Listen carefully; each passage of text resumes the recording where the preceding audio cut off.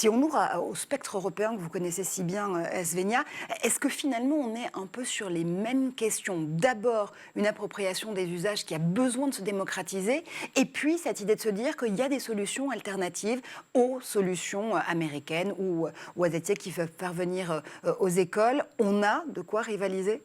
Absolument, on a de quoi rivaliser, mais encore une fois, je trouve que c'est une question déjà de financement. C'est bien joli de dire que les GAFAM, c'est mauvais, et l'Allemagne suit la France, c'est-à-dire qu'en Allemagne, c'est encore plus strict.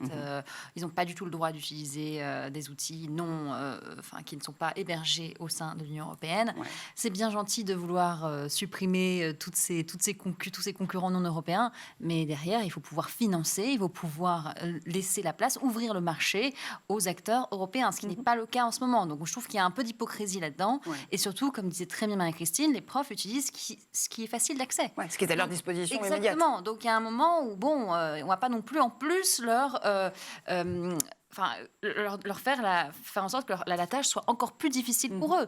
Donc il y a un vrai sujet là-dessus. Mais en tout cas, en Europe, c'est un peu partout la même chose.